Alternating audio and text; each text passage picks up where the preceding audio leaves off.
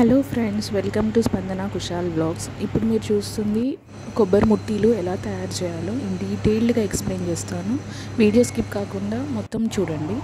So first నేను ఏం చేశాను అంటే ఒక కోకోనట్ కట్ చేసి అది గ్రైండ్ చేసుకోవాలన్నమాట.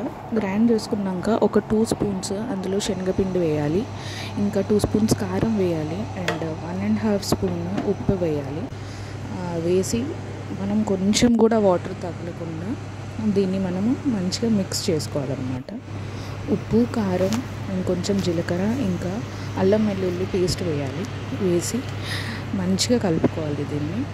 అసలు వాటర్ అసలు మిక్స్ చేయొద్దు. ఒకవేళ మీరు వాటర్ మిక్స్ చేస్తే అసలు టేస్ట్ అస్సలు బాగుండదు. సో ఇట్లా మిక్స్ చేసిన దాన్ని మనం చిన్న చిన్న బాల్స్గా చేసుకోవాలి.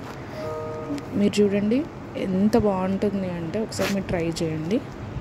ఇలా చిన్న చిన్న బౌల్స్గా చేసుకున్నాక మనము పక్కన ఒక బాండ్లీలో ఆయిల్ పోసుకొని హీట్ చేసుకోవాలి.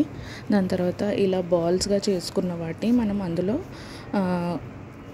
బ్రౌనిష్ కలర్ వచ్చే వరకు ఆ బాల్స్ని ఫ్రై చేయాలి. దాని తర్వాత అది అన్నంలోకి కలుపుకొని తింటే చాలా బాగుంటుంది. మీరు కూడా ఎప్పుడు ఇది ట్రై చేయకపోతే మీ ఇంట్లో ట్రై చేయండి. చిన్నపిల్లలు, పెద్దవాళ్ళు అందరూ చాలా ఇష్టంగా తింటారు. Thanks for watching the video. Please like, share and subscribe our YouTube channel. Thank you.